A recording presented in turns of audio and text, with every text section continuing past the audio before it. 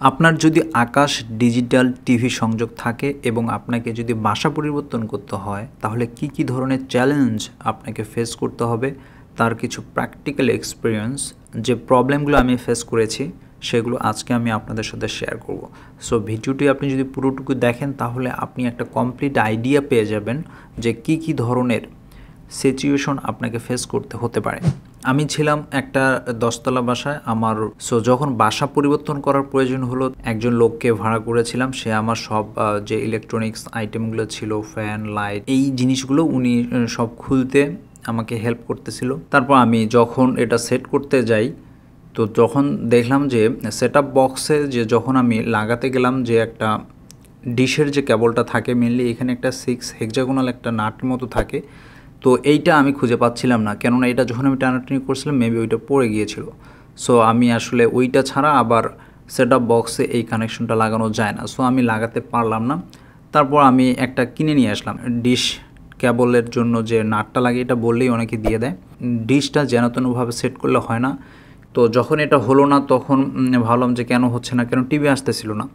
তখন বাধ্য হয়ে আমাকে আবার আকাশের যে লোক আছে তাদের হটলাইনে যখন ফোন করলাম, তারা একটা টেকনিশিয়ান আমার বাসায় পাঠিয়ে দিল এবং তারা বলেছিল যে এ বাবু তাদেরকে 600 টাকার মতো একটা সার্ভিস চার্জ দিতে হবে।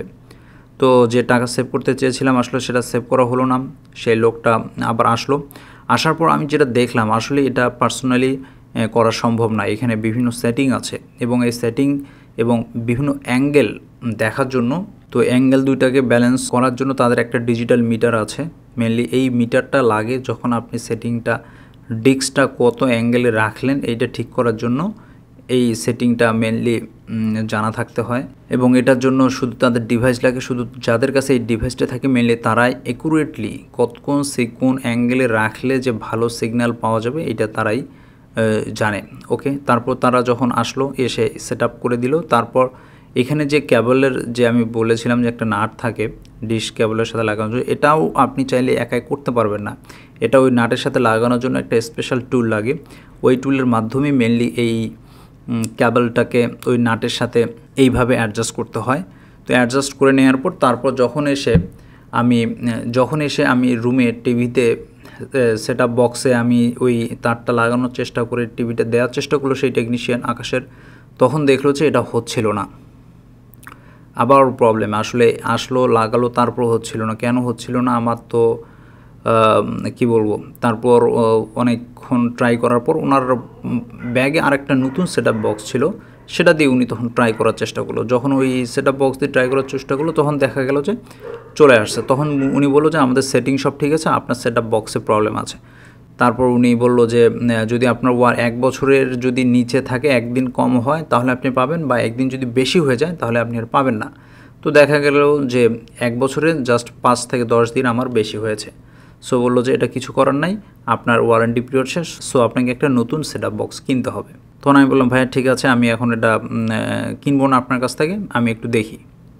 উনি যখন চলে গেল তারপর আমি নিজেই কানেকশনগুলোতে একটু চেক করলাম, একটু ডিসকানেক্ট আছে কিনা এটা কানেক্ট করার চেষ্টা করলাম। দেখা গেলো যে একটু পরেই টিভি চালু হয়ে গেল। তো আমি তো খুবই খুশি যে আমি 2500 টাকা সেভ করলাম, একটা সেটআপ বক্স কিনতে আমার 2500 টাকা লাগবে।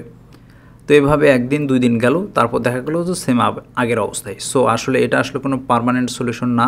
হয়তোবা আপনারা ট্রাই করে দেখতে পারেন এইভাবে, বাট এতে আসলে পার্মানেন্টলি সলিউশন হবে কি না শিওর না, বাট আমার ক্ষেত্রে এটা হয়নি।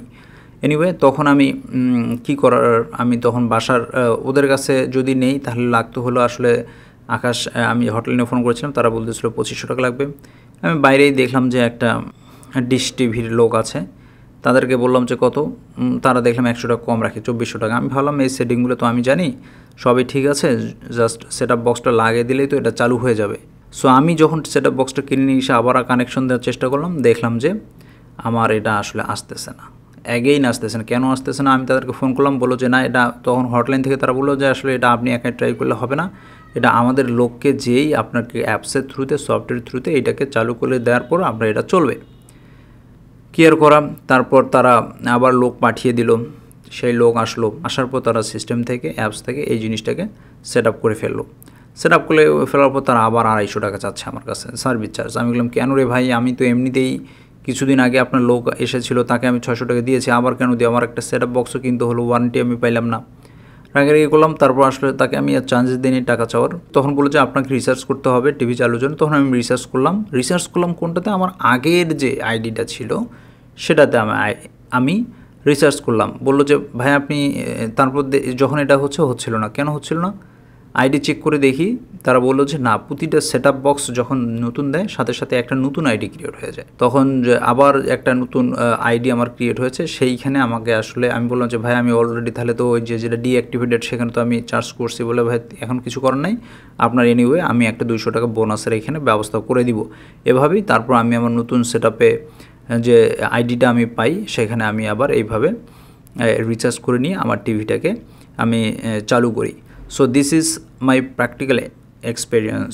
আসলে আমি আশা করি আমি যে প্রবলেমগুলো ফেস করেছি এই প্রবলেমগুলো যেন আপনাদের না ফেস করতে হয়। আপনি যেভাবে রাইট ওয়ে সেভাবে যেন আপনারা করেন। এবং সেট আপ বক্সটা নষ্ট হয়ে যাওয়ার পিছনে একটা কারণ যেটা বলেছিল, অনেক ধুলাবালি হয়তো বা পড়েছিল এর উপরে, এই জন্য এটা হতে পারে। সো এবং আরেকটা জিনিস হলো যে বারবার যদি আপনাদের এটা যদি ডিসকানেক্ট হয়ে যায়, আপনি যদি কারেন্ট অফ করে রাখেন, অন করেন, বারবার অন অফ করেন, তাহলে এটা স্টার্ট আপে সময় হয়তো বা আসলে এই প্রবলেমটা হতে পারে। এটা একটা ইস্যু উনি বলেছিল। সো ধন্যবাদ সবাইকে, আশা করি আপনারা বুঝতে পেরেছেন। যদি ভিডিওটি কোনো আপনার উপকারে এসে থাকে প্লিজ একটা লাইক দিবেন।